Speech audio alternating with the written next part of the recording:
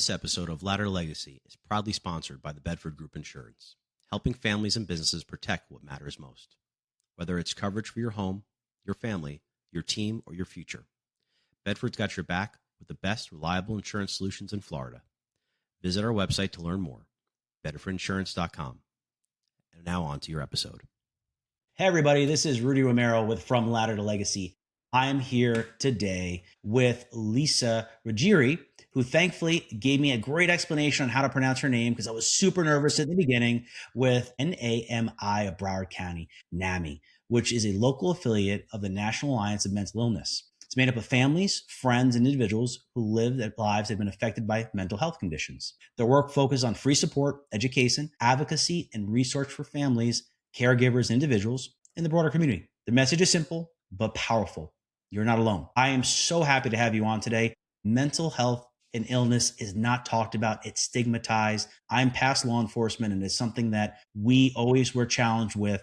And it's so nice, Lisa, to have you on today to help kind of a conversation about this and really help destigmatize this topic. Thanks, Rudy. Thank you for having us. I couldn't agree with you more. It is a topic that we should all be talking about regularly. Agreed. So tell me, how do you fit into the world of NAMI, and what kind of work do you do for them? Right? Sure, thanks. So right now I am the board president, and I joined NAMI as a board member. I was recruited by a different board member about 6 years ago.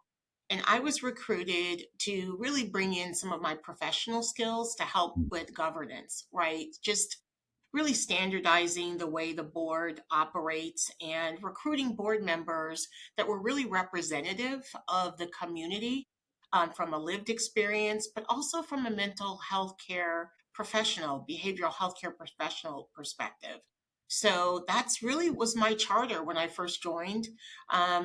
Over the last year and a half, I've been president of the board and have enjoyed leading the board to this day, and really supporting, obviously, the NAMI Broward County team and organization. Wow, that's amazing. What are some of the most common mental health challenges you're seeing in Broward County right now? Because I can imagine, you're leading this board, you're taking charge, you have this plethora of background that I can't wait to get into.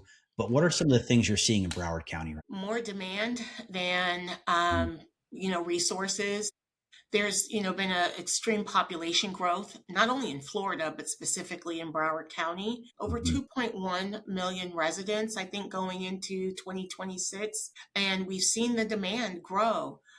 From 2024 to 2025, we serviced 31% more residents in our, with our free programs and educational opportunities and events. We went from last year in 2025, we're seeing over 12,000, providing resources to 12,000 residents. And it's not only those living with mental illness, but also their families, right? And their support networks. And we've really seen this growth. And again, the resources aren't there. We've seen funding cuts, at the state level and the federal level that also impacts our ability to continue to deliver. So we've really relied heavily on our Broward County residents, community, organizations like United Way, Community Foundation of Broward, as well as Broward Behavioral Health. We do have some funding, but mostly it's our events and our donors that help us. So it's balancing, the financial need to be able to deliver these programs and education and community outreach with the funding that's available, but really focused on meeting the needs of the community. That's amazing. And do you think that it's with the increase in use, is it because you guys are more known now and there's more conversations about mental health versus, being more of a stigma, or is it just the services just can't keep pace? Because I know that's something I've had other podcasters come on, other people in great positions like yourself, and talk about access to services are limited. They're getting more limited. There's more issues with insurance, that type of stuff. But also people are speaking about this more. This is not a topic that we all hide in a closet anymore and have a conversation about. It's not been brought out to the dinner table, which I think is a better place, right? It keeps moving in the right direction, not where it probably needs to be. But what are your thoughts on that? No, I agree. I think it's a hybrid of both, Rudy. There is more demand, but I think it's because more people are talking about their mental health and taking it seriously. I know our younger generations, they are absolutely much more transparent about that than you see Gen X or certainly baby boomers, because it was more stigmatized. So I do think that we're talking about it more. There are resources. You've seen a lot of celebrities and influencers come out, from athletes to artists talking about mental health and bringing the awareness, which does help destigmatize, right? So it's all connected. But I do think it's a hybrid of more demand because there is more awareness. And honestly, the services just, can't keep up, especially from a free service perspective. Is our goal is to reach as many as possible. So part of it is also making sure every household knows NAMI Broward County. We were originally established back in 1984, and it has been surprising how many households are not aware of NAMI. There's, it's a national organization. There's over 605 or 650 affiliates, Rudy, of NAMI across the country. And yet in NAMI Broward, also NAMI Miami-Dade, NAMI Palm Beach, we are all in the Tri-County area, each with our own affiliates. And our goals are not only to partner together, but also just drive awareness that we're here and we're here to help. Now, many people may hear the word mental health, right? But most people don't know where to start. Like, what's the first steps?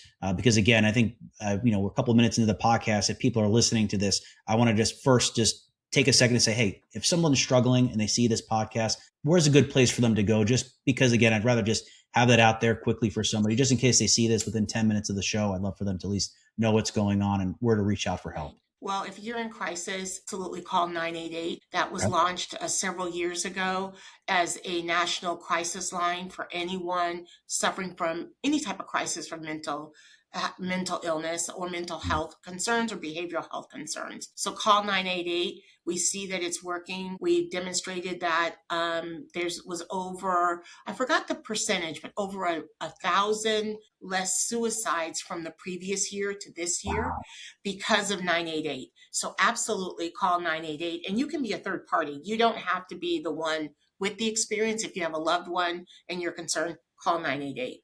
If you're a loved one or a family member and you are local in Broward County, certainly call our office. There's our website, NAMIBroward.org. Go to the website. You will find all of the resource numbers.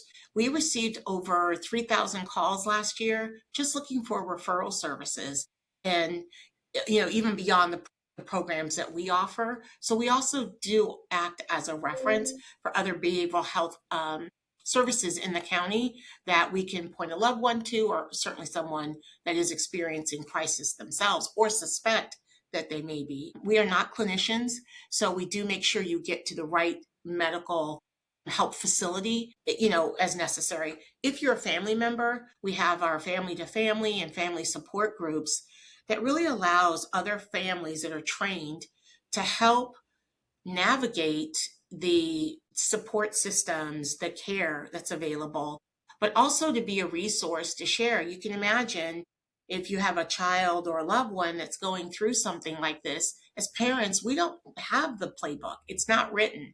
So really relying on others that have been through this process is critical. And like our family to family support group and train, they're like 8-week courses, and we bond, these families bond with each other and help each other move through, really the progress and process of getting not only great health care, but then also what their role is in the support system around that. Wow. Okay. So that's great. So we'll make sure we have that at the bottom of the podcast so everyone obviously has that information. What happens after that? So somebody calls, kind of walk us through just so they understand what is the process, what information is taken. A lot of people are nervous when they call. Oh my gosh, my information is going to be stored somewhere. It's going to be put on Facebook, all these ridiculous things. And again, that's what they're thinking. That's what they're experiencing. But what is the truth behind that? Because I think a lot of people may not understand that this isn't a situation where your information is broadcasted. Everything is very confidential and private, right?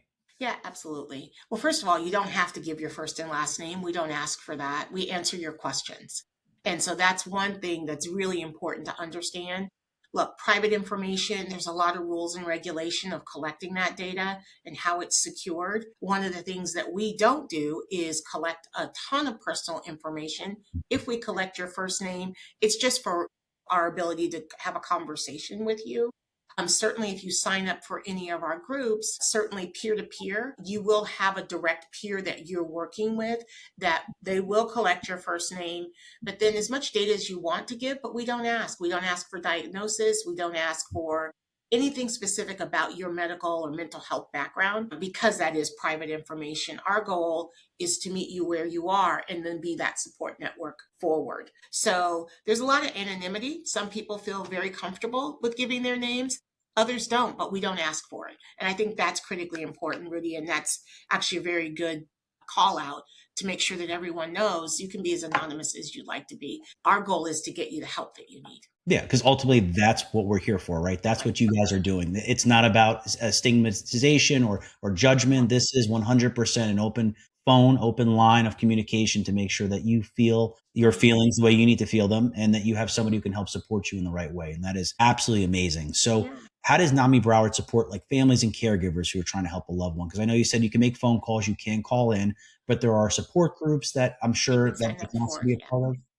Wow, that's amazing. Okay. And are those support groups, do they have one-on-ones where it's, we'll call it family to family, as well as maybe family and that person who may be going through crisis together as well? How does that dynamic look? Yeah, so for families, this often looks like our free family to family classes and family support groups. It's really where the caregivers can find evidence-based education, and all of this is through our NAMI National, so this is highly regulated program, and a supportive community of people who understand their challenges and what they're going through. For individuals living with obviously mental illness, it means having kind of peer-led groups.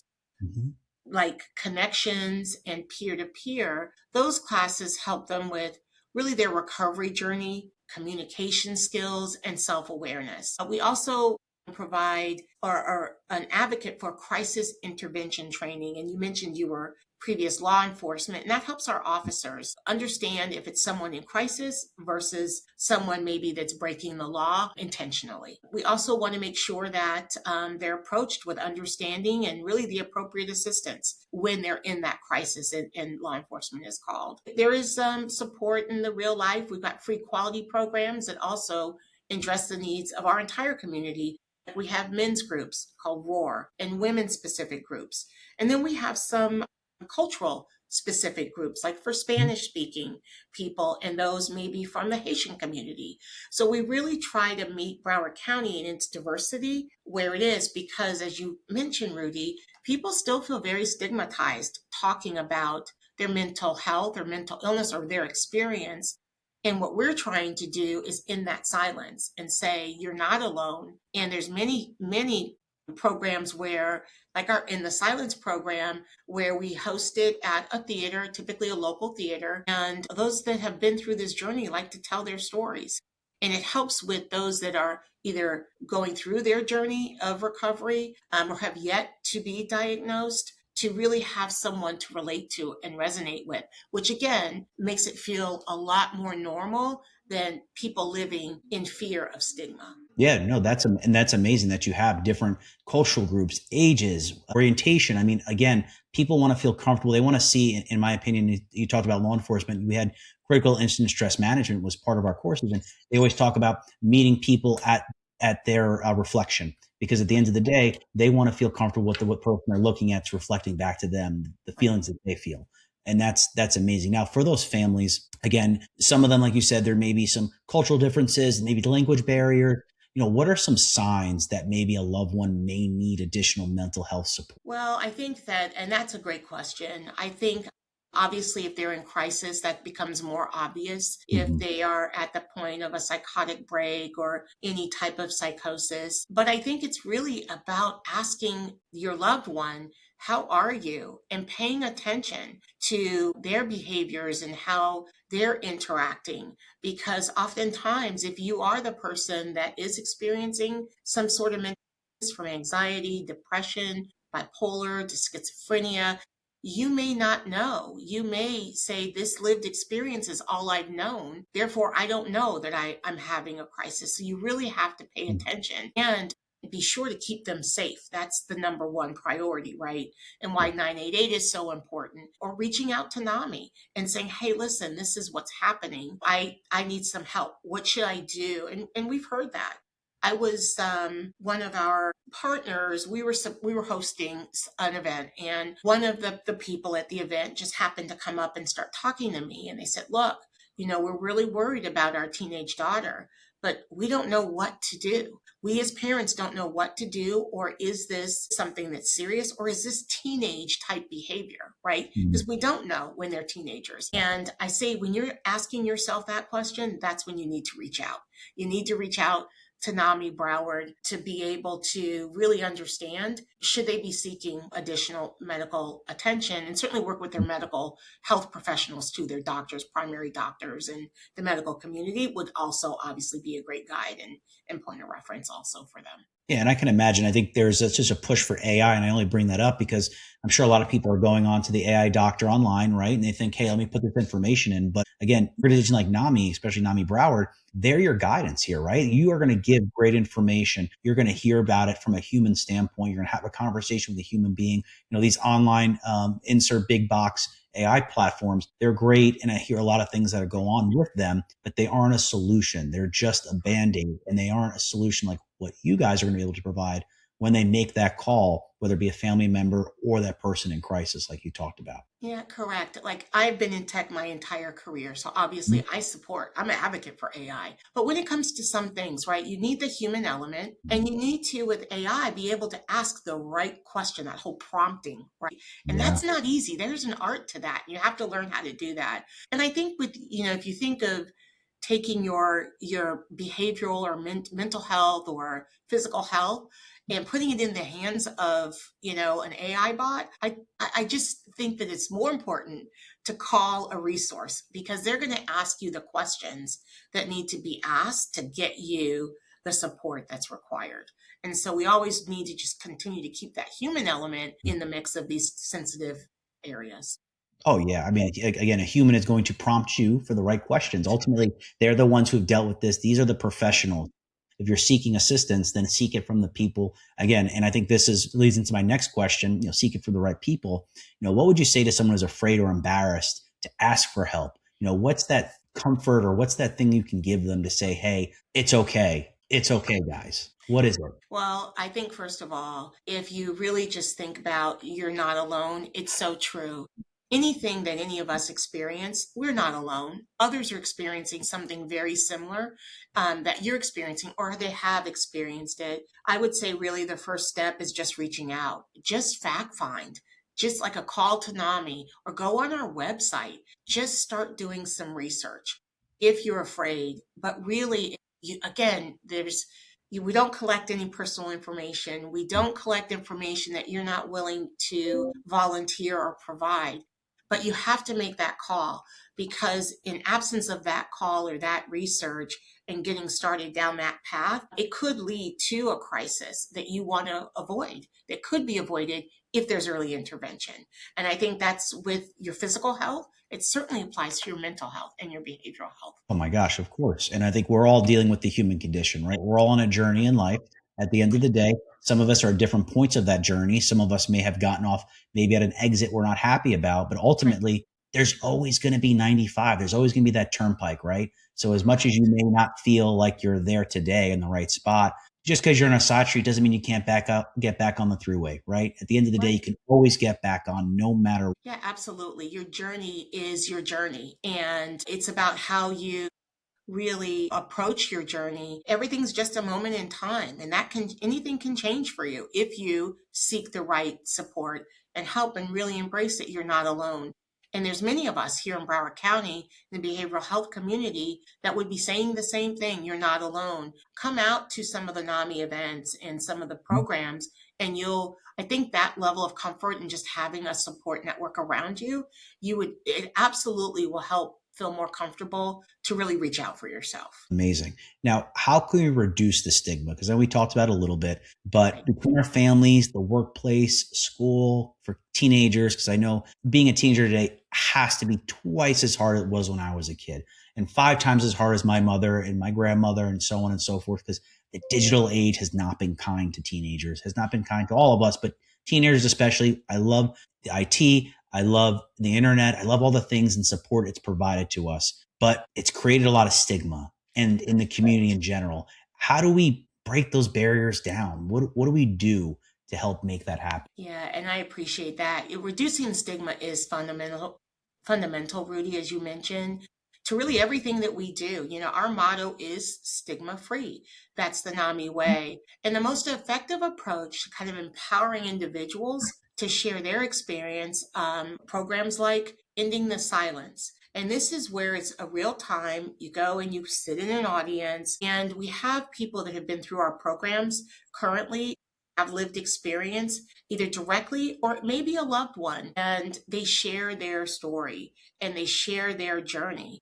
And what we find, especially with young adults living with mental illness, speaking to high school and middle school students, which is Ending the Silence or In Your Own Voice, where they're actually doing a presentation to other adults, we just find it incredibly powerful. When people hear a story of hope and recovery directly from someone who's been there, it changes the conversation and it makes mental illness real, manageable, and removes the shame, encouraging others to open up and get the help they need. So it's really powerful to attend these in-person sessions or speaker meetings that we also host. It's online. So you can join remotely in the comforts of your own space and join and listen to the speakers that are hosted by NAMI every month. And you can find a calendar of events on our website. But we also support NAMI on campus clubs, and that helps students in the Stigma in kind of a peer-to-peer setting, right, through the NAMI on campus. And all of these are different ways that we really focus on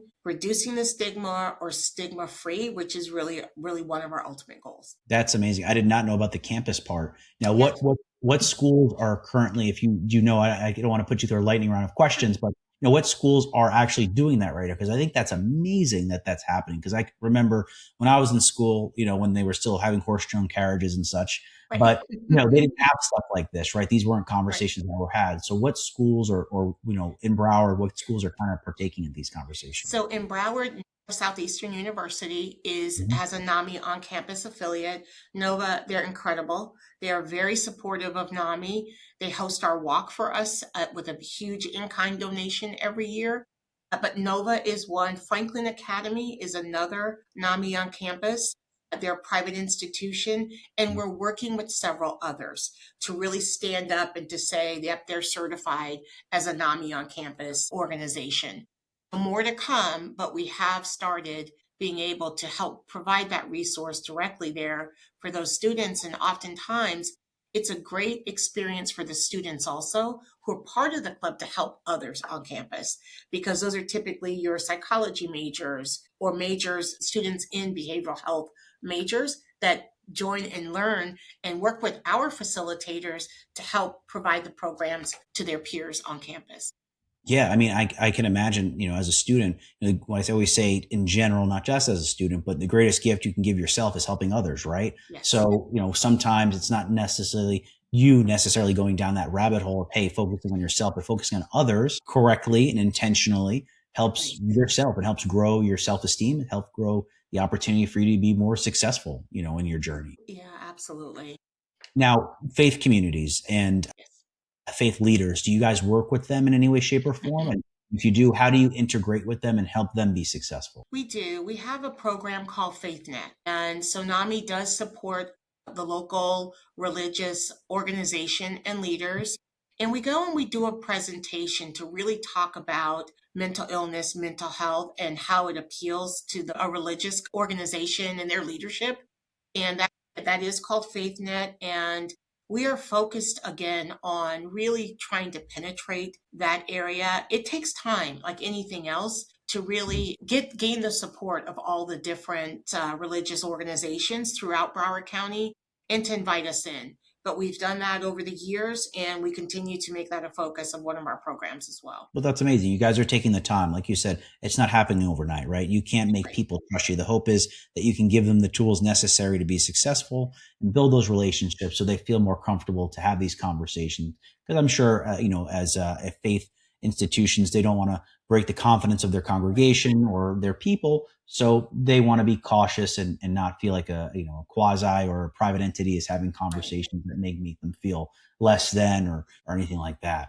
Yeah, it's about awareness, right? And a lot of what we do, it's about driving that community awareness that we're here so that as individuals come to know of NAMI, that they can reach out directly. And how do we do that? We educate some of these leaders throughout, even some of the businesses, right? So we do have a stigma-free workplace also when we go in, and we've had several cities. City of Coconut Creek is one of the big cities that has supported us. City of Oakland Park. Many of our businesses have invited us in, and we do presentations to their employees about a stigma-free workplace and how to identify and make, it a very comfortable, a workplace where everyone belongs, right? And feels supported. So we're really trying to be in the community, not only through education, but obviously direct programs that we've talked about, but it's all about also community outreach so that every household is our goal, knows NAMI's name and the services we provide. And I can imagine it's a lot of work to be able to get through that. I can't imagine the lift that it takes to do that. Again, just earning everyone's trust, right? Because that's ultimately what you're doing. You're trying to earn the trust of the community at all levels. Now, what is some misconceptions about mental illness that you wish more people understood? I would say misconceptions is that they're alone, first of all, or it's something that they have control over, that they don't see it as really a medical experience. It's not something they control.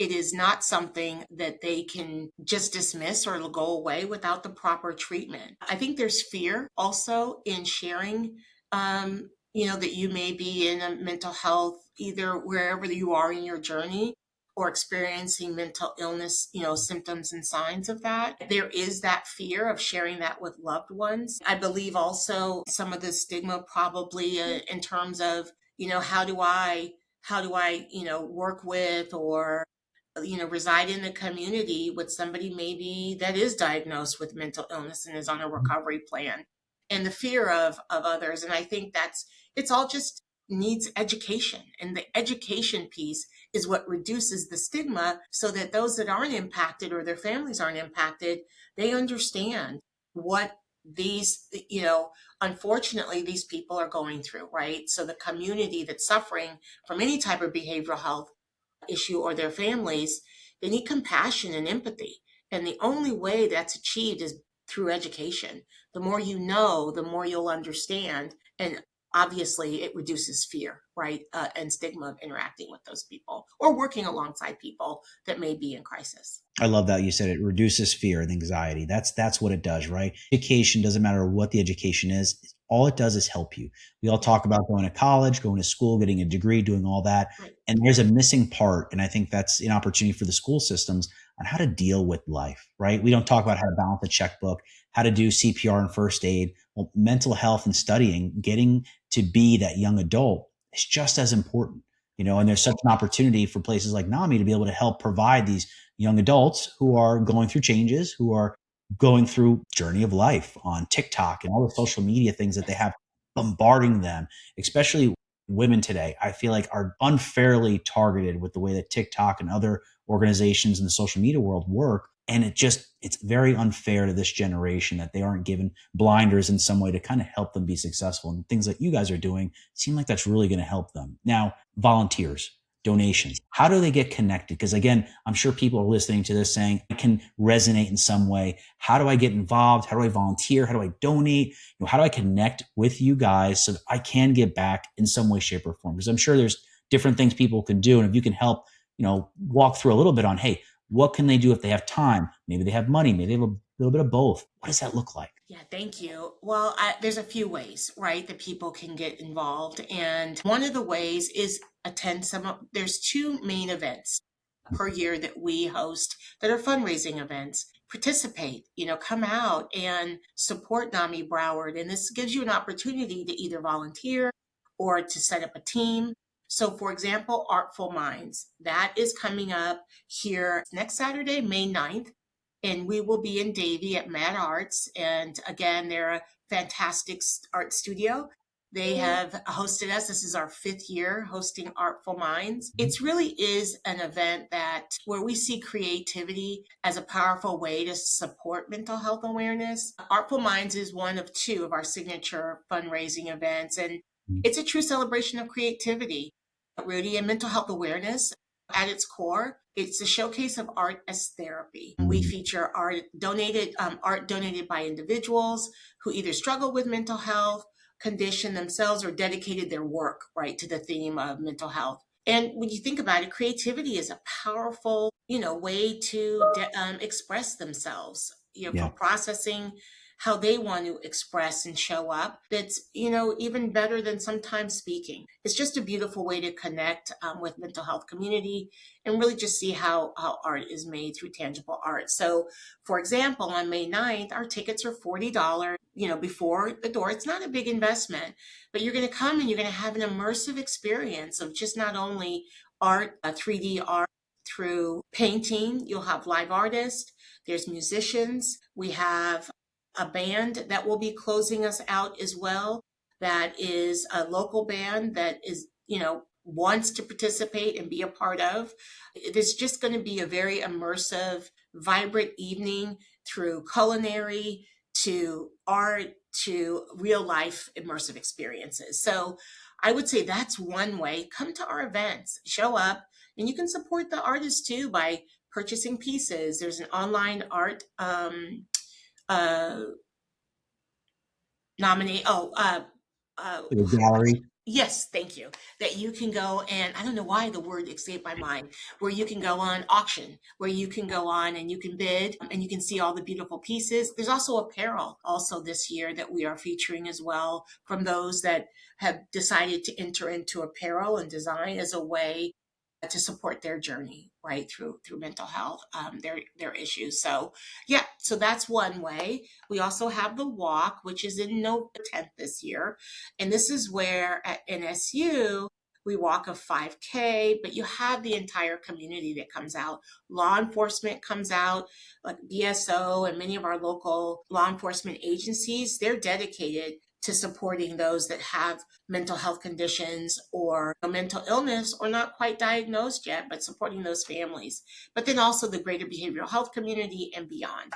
So that's also a great event. It's a beautiful time of the year. We get to walk, we get to hear live music, and it was amazing. Last year, we really exceeded our goals because the community really showed up. So that was great. You can also volunteer. We did a phone bank last year, NBC6, Telemundo. They were awesome and hosted us there at their facility in Miramar on Giving Tuesday, and we made calls. We had a lot of volunteers that came in, and that was a really fun, cool event. But there's also other ways. We have facilitators and peer-to-peer specialists. You can get trained. You can attend mental health first aid training. Just become involved. Our community outreach.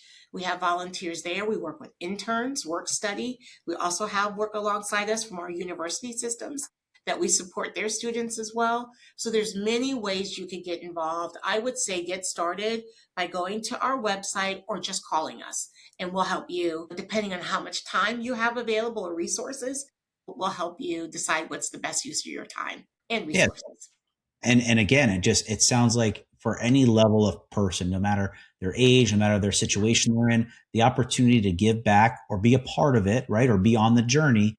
I mean, I love, first of all, I love Artful Minds. Art and exercise. That's what I heard, is getting together, working out, walking, having conversations again, and then expressing yourself. Two of the main ways to get that feeling, get backing on that journey, feel the experience back in a positive manner. And again, you're talking about great ways to get involved. I mean, who doesn't love a great artistry? Who doesn't love getting together and having good conversations with great people? These are amazing ways to get together. Now, how did you get involved? Because you said you had a tech background, and just kind of switching gears a little bit, when you were in high school, a couple of days ago, of course, what did you think about where you're at now? Because again, everybody has a journey. Like I had myself. I was in law enforcement. I was a firefighter. I did a lot of interesting emergency services roles. And now I own businesses and I'm in a different situation. Right. But how did you go from where you were, as a kid to where you are today through tech and to NAMI? I think for me, the most important thing throughout my career has always been people, right? So my career, obviously high school, that's a journey, right? And I remember back in those days, I started at an amusement park, and that's where, I had my first job at 15 and a half. And we were able to work together. But immediately I was kind of made a supervisor, like a lead, right? And obviously I didn't know anything at the time. I just said, yeah, I'll do that job, no problem. But what I learned over the years is kind of retrospective as I look back, that people have always been at the cornerstone of success for me, right? Empowering people through tools and education and really building the right teams, right? So from a technology sector, leading and scaling complex professional services and managed services organization, I always kind of specialized in high growth and transformational environments, often dealing like with digital and business optimization with our customers, right? I had just an immense pleasure of leading strategic consolidation of different businesses, but all of those at the core are people, right? They're businesses, but they're people. And my goal was always just to build kind of the same high performing, diverse team that delivered successful objectives and consistently achieve like the revenue growth or whatever the objective was at the time, right? From a scale perspective. But I believe it's the remarkable people that provide this experience from my professional life that really allowed us to be successful with our customers. And that aligns perfectly with NAMI, because NAMI's mission is about helping individuals and families, right, move from a place of crisis and stigma towards stability and fulfilling their potential. So when I talk about leading a large stream through massive organizational transformation, which is stressful, right? It's a challenging process for people. It requires tools and clear communication and unwavering support. And that's exactly what NAMI provides: the connection, the curriculum-based tools to navigate profound personal transformation.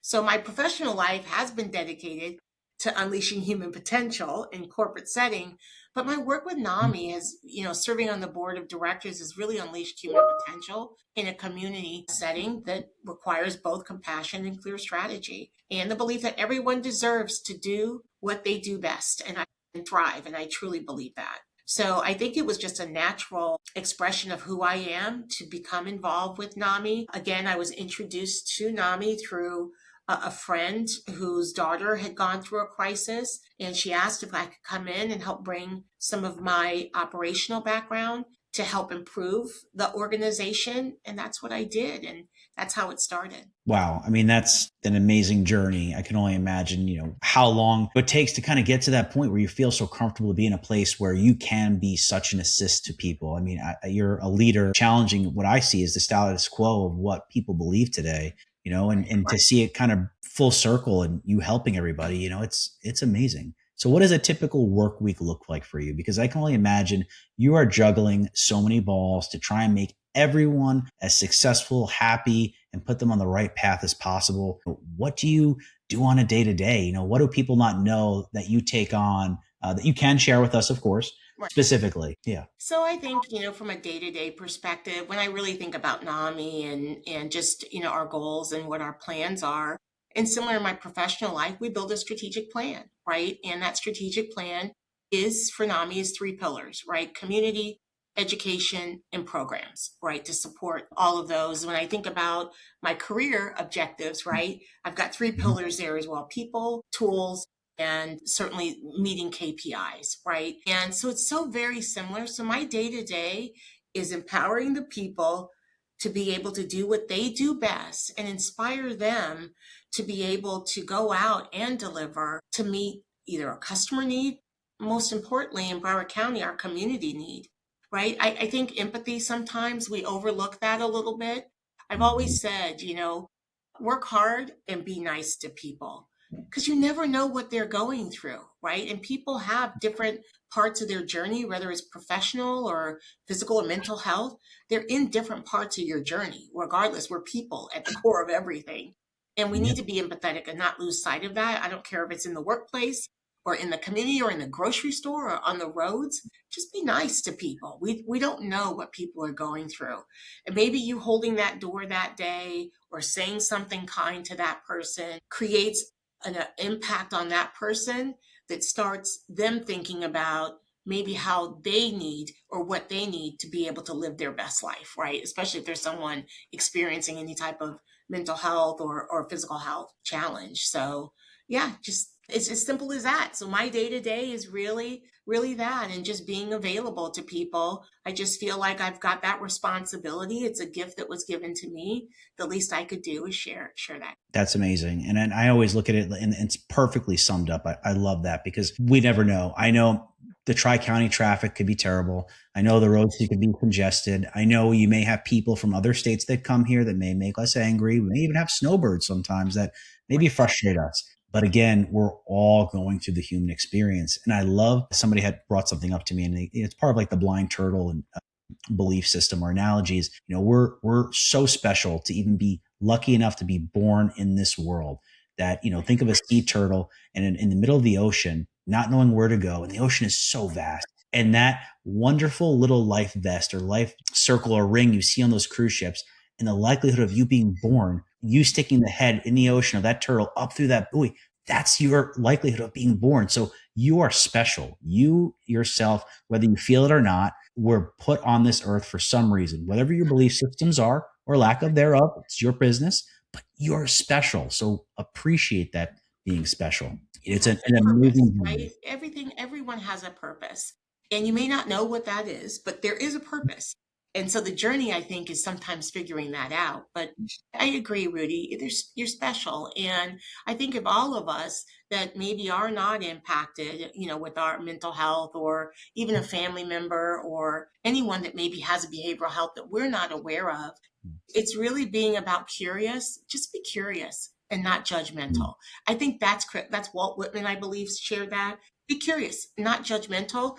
It's amazing how it's just small little things that you can do that could have a huge impact on someone that you're interacting with. Yeah. And everything, right? Be curious in everything. Does it mean be rebellious? It means ask questions, right? There's no reason why we are humans. We all want to learn. And again, like you talked about education, educating ourselves is the most powerful tool as humans we have, because we're born not knowing. So the best and most fun part is understanding and learning about others. Now, about understanding and learning about others, what's something that people would be surprised to learn about you? About me? Oh gosh. I don't know. I think that, I'm a pretty simple person, to be honest.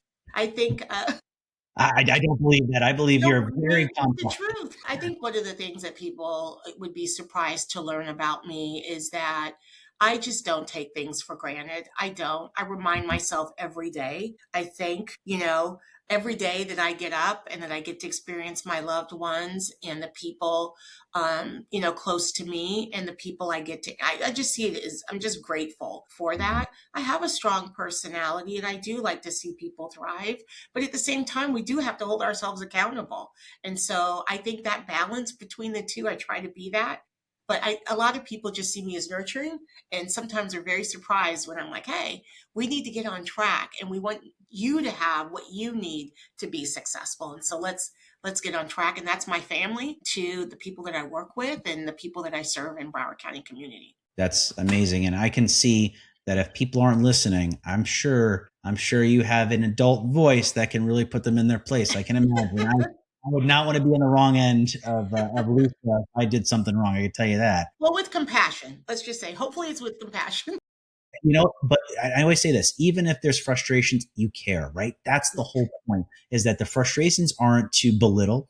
They're to assist and find the best possible outcome and figuring that out for that person. So ultimately, it's because you care. If you didn't care, you wouldn't be on the show today. You wouldn't be doing all the work you're doing, right? There's other things you can do in the IT world that are lucrative, that can make you maybe more excited in some ways, but you have a passion. And that is something that, again, is such desirable in a situation where you have to deal with people's journeys, because they need to know that you have a fire underneath you to help them and know that you're going to be there. Thanks, Rudy. I appreciate that. Yeah, thank you. Of course. Now, do you have a favorite quote or scripture or some type of guide? Do you have something that you like a mantra that you use to, keep yourself aligned on the day-to-day tasks? Because I'm sure, again, stuff can be a little heavy, right? This is some heavy things we talk about. And I'm sure to lighten the mood sometimes, or to put yourself back into homeostasis, you have some mantras or things that you like to do or think of. What do you do? Yeah, I do. I try to start with reflection time in the morning. I do that every morning, and it's really reflective in all of the great things and the opportunities, right? We hear pressure is a privilege.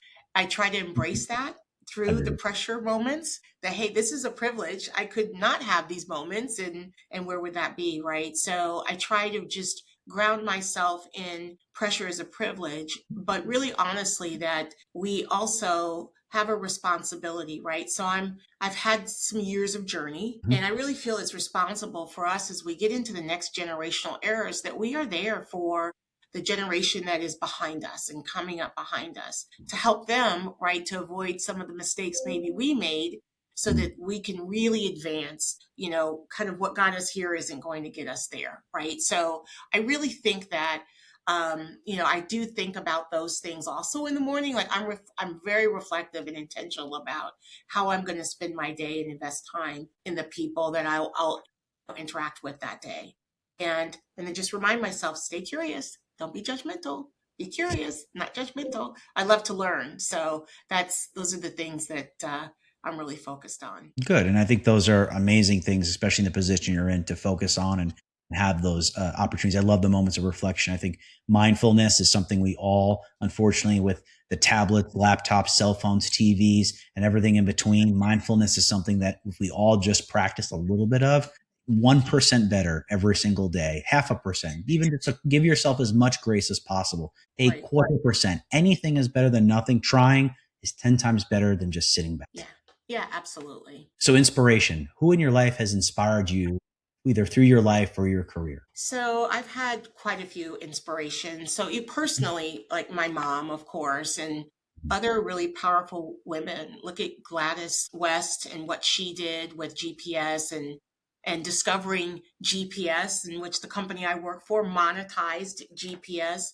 But Gladys West is someone who was an inspiration, someone in her time that really did develop and was a part of a team that just developed this mathematical, genius that allowed us to really enter into a different space and understanding point in time and location, within just a hair degree of error. And you think about these women that really entered into this area, and she's an African American woman where you just didn't see these opportunities, right?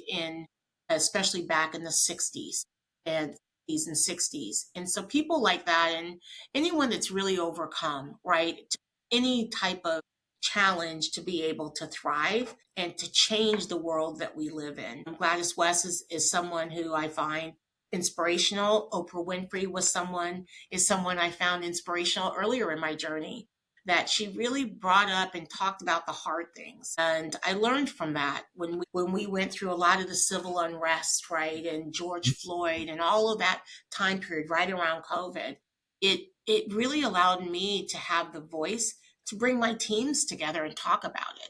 Like there's no answer, but just to give people an avenue to express themselves. And it really helped people, from what I was told, just to have an opportunity to come together as a group. And it's very similar at NAMI, right? Bringing the support groups together, it gives people an outlet, somewhere that they can speak, and learn. So I've had a lot of giants before me that I kind of get to stand on the shoulders of, that I just really appreciate. And people even in the behavioral health community, unbelievable. Suzette Fleischman, Maggie Borges. There's a ton, Gail Giese, Alan Giese. There's so many that have made so many changes, Sylvia Cantata, that are there for us to learn from and then just to continue to move it forward. Yeah, like you said, they went all through their own struggles. And I mean, the amazing things they did in the eras they did it without unapologetically amazing people, right? I'm somebody who was a hidden figure. I believe there was a movie that came out. She was induced in the Hall of Fame back in 17 or 18. I mean, talk about somebody, Gladys West, we're talking about somebody who was hidden from the world, who made an impact that we quite literally every second of our day have to do. So it's an amazing opportunity. And I like how you looked at it. You're not looking at it the sense of you're continuing, but you're building, right? We're building on the things that people before us put together. And again, that journey, the people before us worked twice as hard as we ever will. And I firmly believe that they put so much time, effort, and to deal with so much injustice. And now we're given the opportunity to step forward and carry that torch bright as we can for them. And again, the amazing thing. And thank you for sharing that. I really appreciate it. Sure. Now, before I always end my podcast, I always like to ask one question. The question is, if you could meet anybody, whether they be dead or alive, does not matter, and you can ask them one question, who would that person be, and what would that question be that you would like to ask? That's a great question. I think, and I've heard this question before, and I think it changes because now, right, I'm in a different part of my journey than Mhm. I was previously. I think for me, I would really love to know what inspired Martin Luther King. I would just love to understand his inspiration, Martin Luther King Jr. What was his inspiration, and just how did that start? Right? We hear a lot about what he did, and obviously, civil rights activists and all the work that he did, and worked through other people in the marches. But when did he realize that that was his calling, and how did that come Mhm. about? I would love to understand that. That is I mean, that's probably one of the better ones I've gotten since I asked that question on the show. Because I'll be honest with you, I would love to know too. Where does the Right, mental fortitude right, come from? And what was that one? And I can imagine it was waking up one day and just saying, I'm going to do it. I don't care. This is the right thing. right, It does not matter. This is right. it. And I would love to be a fly on the wall hearing that conversation with the group of people that I'm sure he was speaking to. And the amazing, I'm sure that the tears that were in the eyes of people at that time to say, hey, no matter what, we're going to do it, must have been amazing. Powerful, right? Well, thank you for sharing that, because that was really, I really appreciate, that was a great one. Well, Thanks. obviously, NAMI is an amazing organization. If everybody who's still listening hasn't figured that out yet, now let's talk about, again, how do they get in contact with NAMI? Where's the best place to go? Is it an Instagram handle? Is it a website? Is it a phone number? If they just want to contact NAMI Broward, where's the best place to go? Yeah, NAMIBroward.org is our website. We have Mhm. calendars, events, all of that information. We are social media. We're on Instagram, Facebook, so you can look for our NAMI Broward County pages on those social media outlets, and TikTok. You're going to see more. We are revamping our social media play, so you're going to see more of us there. Follow us. Certainly also calling our office. We're located here in Plantation, Florida, so just give us a call, and we're happy to answer your questions and get you involved if it's not through volunteer or, attending a program, just meet you where you are in your journey. It's awesome. Well, Lisa, thank you so much for coming on today. It's an absolute pleasure learning more about you, learning more about NAMI, learning more about Artful Minds. It's been great. Thank you so much. And I hope you have a wonderful rest of your week. Thank you, Rudy. Thank you for this opportunity. I really appreciate our time together today. Most definitely. Talk to you soon. Thank you.